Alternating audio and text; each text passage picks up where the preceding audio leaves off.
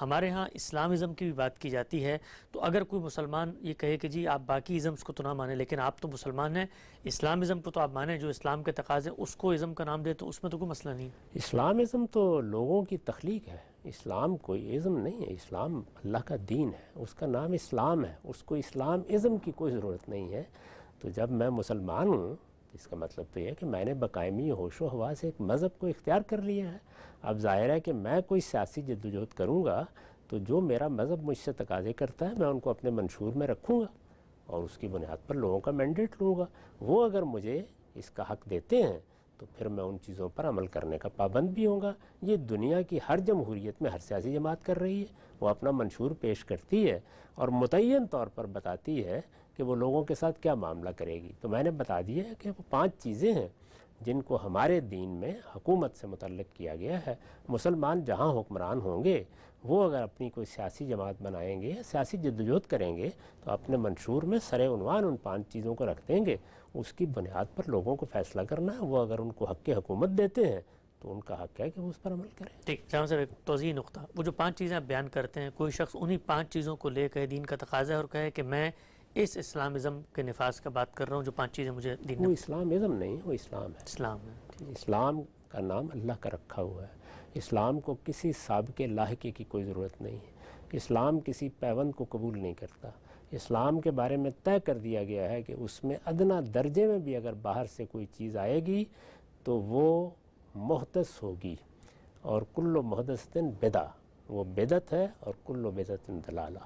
اسلام کو بالکل صاف پیور اپنے نام کے ساتھ رہنا چاہیے، اس کے ساتھ کسی چیز کا پیوند نہیں لگایا جا سکتا۔ آگے بڑھاتے ہیں سلسلہ گفتگو کو۔ قرآن مجید کی ایک آیت ہے فَأَلْهَمَهَا فُجُورَهَا وَتَقْوَاهَا، بڑی تفصیل سے فطرت کے اوپر جب بحثیں ہوئیں آپ نے اس کا صحیح معنی متعین کر کے اپنی دانشگی تک بیان کیا۔ سوال یہ پوچھا گیا ہے کہ یہ جو الہام کے نزول کا ذکر ہے کہ جی فجور و تقوی کے بارے میں ہوتا ہے، کیا یہ آج بھی ہو رہا ہے؟ یعنی آج جو بچہ پیدا ہوتا ہے اس کے ساتھ بھی یہ فَأَلْهَمَهَا فُجُورَهَا وَتَقْوَاهَا ہو رہا ہوتا ہے، یا ابتدا میں انسانیت میں ہو گیا تھا، وہی آگے ایوالو کر رہا ہے؟ انسان کا قالب جب بڑھ جاتا ہے، اور ہمیں روایتوں میں بتایا گیا ہے اور قرآن سے بھی یہ بات معلوم ہوتی ہے کہ ایک خاص مرحلے پر اللہ تعالیٰ نفس کو اس کی حقیقت بدیت کرتے ہیں۔ جی، تو نفس کی جو حقیقت بدیت کی جاتی ہے وہی اصل میں انسانی شعور کا منبع ہے۔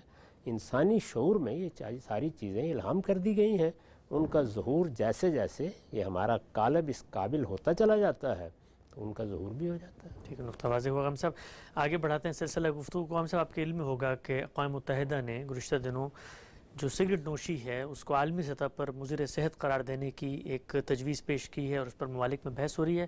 آپ جب بات کرتے ہیں طیب اور خبیث کی، کیا اس بات کو دلیل نہیں بنایا جا سکتا کہ انسانیت کا جو اجتماعی ضمیر ہے وہ ایک چیز کو مضر صحت قرار دے رہا ہے تو سگریٹ کو خلاف فطرت قرار دے کے خبیث میں شمار کیا جائے؟ دیکھیے بات یہ ہے کہ کسی چیز کا خبیث ہونا یہ اخلاقی لحاظ سے متعین ہوگا۔ جی، یہاں پر بھی یہی صورتحال ہے کہ یہ چیز کیا دوسروں کے لیے آزار کا باعث بن رہی ہے؟ اگر دوسروں کے لیے آزار کا باعث بن رہی ہے تو یہ اخلاقی پہلو ہوا، جی، کیونکہ ہمارے دین میں یہ طے کر دیا گیا ہے کہ آپ ایک کانٹا بھی باہر پھینک کر دوسروں کے لیے باعث آزار نہیں بن سکتے۔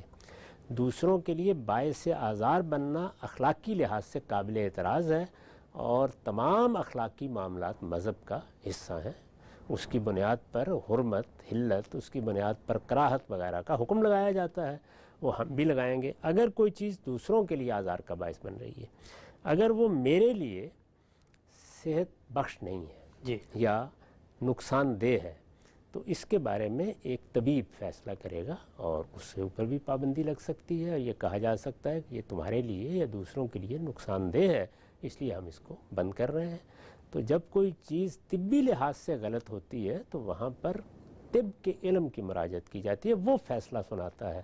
جب کسی چیز میں اخلاقی پہلو پیدا ہوتا ہے تو وہاں مذہب فیصلہ سناتا ہے، تو ہر ایک کا اپنا دائرہ ہے۔ ٹھیک۔ اچھا ہم صاحب کوئی ایسا بھی تو ہو سکتا ہے پہلو کہ طبی لحاظ سے وہ نقصان کا باعث بنے، لیکن اس کے اندر کہیں نہ کہیں اخلاقی کباعت بھی پائی جا رہی ہے؟ مثلاً اسی کو لے لیتے ہیں کہ اب لوگ جو سگریٹ پیتے ہیں، ظاہری بات ہے ان کے بیماریاں پیدا ہوتی ہیں، اس کی وجہ سے وہ خاندان کی ذمہ داریاں اٹھانے سے قاصر ہو جاتے ہیں، اسی طریقے سے معاشرے کے اوپر بوجھ بنتے ہیں، لوگ سگریٹ جو ہے اس کو اٹھا کے پھینک دیتے ہیں، اس سے بڑی بڑی آگ جو ہے وہ جنگلات میں لگ جاتی ہے۔ تو دسیوں ایسے پہلو ہیں جو ضرر کے بن جاتے ہیں۔ تو اگر کوئی پہلو صحت کے لحاظ سے بھی غلط ہو اور اس کا نتیجہ جو ہے وہ کہیں نہ کہیں اطلاقاً اخلاق میں بھی نکل رہا ہو، تب تو دین اس میں مداخلت اس کرے. لیے میں نے کہا کہ اگر آپ اتنی بات بھی اگر واضح کر دیں کہ یہ دوسروں کے لیے باعث آزار ہوتا ہے تو یہ اخلاقی پہلو آ گیا اس کے اندر. تو اخلاقی پہلو تو ہم خود سمجھیں گے آیا ہے یا نہیں آیا.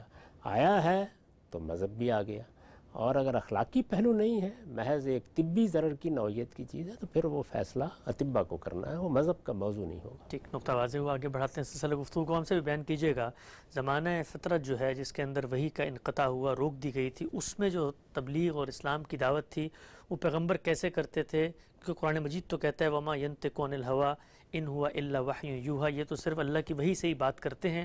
تو وحی کا سلسلہ تو جب رک گیا تو پھر اس وقت پیغمبر کس چیز کی دعوت دے رہے تھے؟ میں سمجھ نہیں سکا. زمانہ فطرت تو کہتے ہی اس کو ہیں کہ جس میں پیغمبر نہیں ہوتے، تو پیغمبر کو کیا دعوت دیں گے؟ فترہ پھر وحی. تو دوسرے فترہ وحی، یعنی جس وقت اللہ تعالیٰ نے کسی کو پیغمبر بنا دیا اور پیغمبر بنانے کے بعد کچھ عرصے کے لیے وحی رک گئی، تو جو اس کے پاس اب تک کلام آ گیا ہے اسی کو وہ پڑھ کے سنائے گا، اس کے تقاضے بتائے گا. اور اگر کسی چیز کے بارے میں کوئی اصولی ہدایت دی گئی ہے تو اس کی پیروی کرے گا.